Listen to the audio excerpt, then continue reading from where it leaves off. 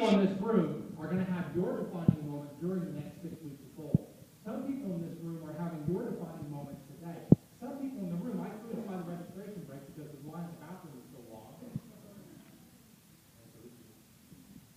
People were having that defining moment right there in the registration line. Should I do this? Should I do this? Should I not? I'd like to tell you a story about Miss Thompson. Miss Thompson was a fourth grade school teacher. What grade? A fourth grade school teacher. And she was asked one day, she was asked, love all of your students the same. And of course she said, yeah, of course I do. Then she got to thinking, well, maybe not. There's that, just being honest, Jane. There's that one student, Tommy. Tommy's always cutting up in class. Tommy's always late. Tommy grew up to be a bolster.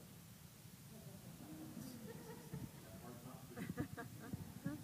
Tommy's always talking in class. Very close to Christmas, and all the kids bringing all the gifts. Miss Thompson, it's all wrapped beautifully, probably wrapped by the kids' like parents. Not theirs.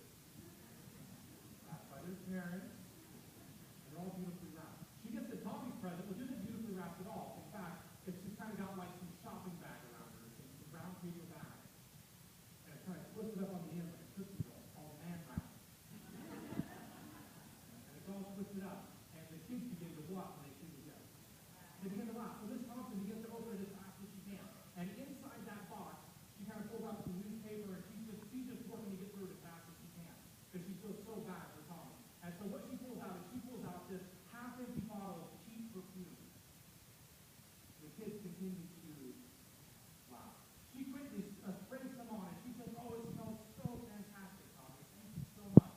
Trying to make Tommy feel a little bit better. Then she pulls out this cheap rhinestone bracelet with half of the rhinestone missing. And it's all tarnished and ugly. And the kids continue to laugh. She quickly puts it on. Of course, tells Tommy how beautiful it is and how much she loves this rhinestone bracelet. The bell rings. Kids leave at the end of the day. This is fourth grade, so about 10 years old. Tommy's standing over in the corner doing what a 10-year-old does, just kind of looking at their feet and pacing around. Miss Thompson approaches Tommy and asks him, well, first she says, thank you for the gifts, and begins to talk with him and asks him, where they came from and where he got them. And he said these words to Miss Thompson. He looked up and he said to her, that perfume smells almost as good on you as it did on my mom. And that bracelet, Miss Thompson, looks almost as beautiful on you as it did on my mom.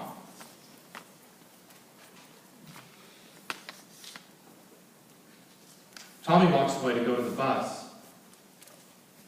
Miss Thompson is. Tears streaming from her eyes. She runs down to the registrar's office to pull his file. What have I missed?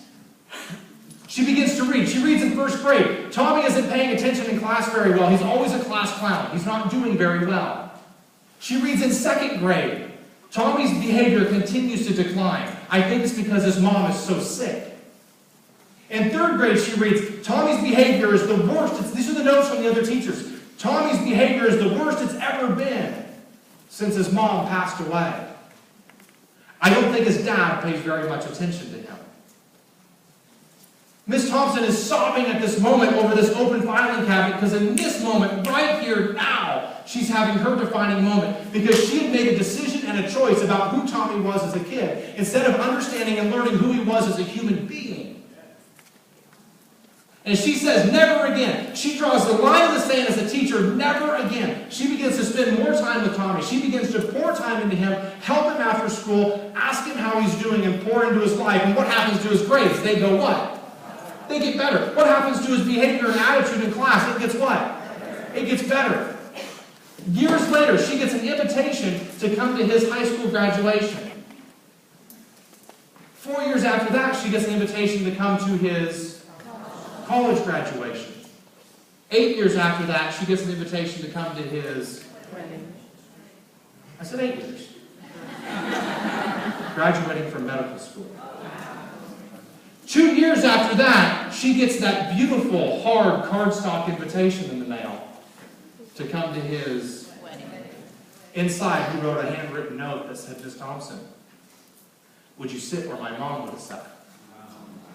You see, we don't know what that impact looks like. Ladies and gentlemen, we don't know what impact we can have on people's lives. Did Miss Thompson have a defining moment that day over the filing cabinet? Jim Rohn said this. Jim Rohn tells the story, the late Jim Rohn. Of course, he tells it better than I can tell it. He said one day there was a knock at the door, and it was a young girl selling Girl Scout cookies. And she said, "Sir, would you like to buy a box of cookies?" He said, "No, I don't eat cookies." That's a lie! Everybody eats cookies. The truth was, he didn't have the $2. She said, "Okay, sir," and left. He shuts the door and falls apart and says, "Oh my gosh.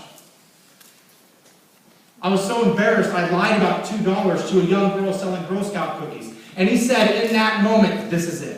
This is the last day. I can't fix that I'm here. Be very clear. I cannot fix that I'm here. I cannot fix what happened yesterday to get here, and yet I will not be here again.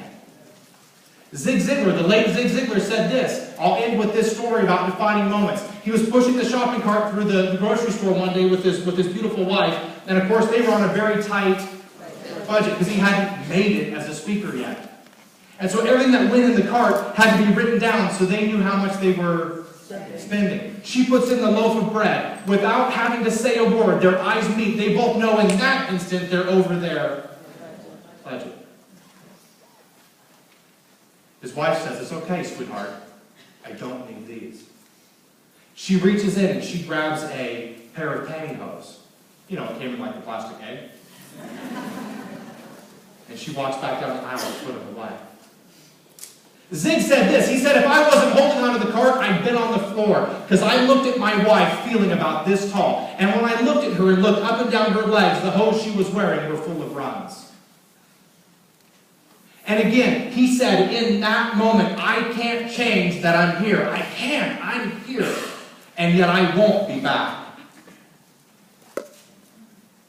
This isn't about how I got here. It's about a defining moment of saying, this is the line in the sand. I ain't coming back.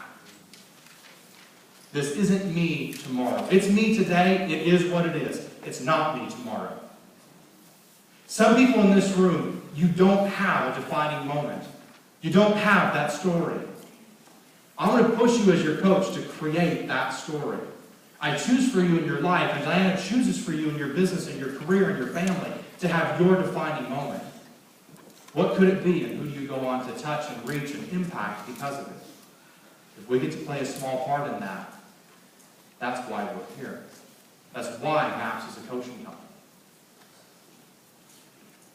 What's your defining moment?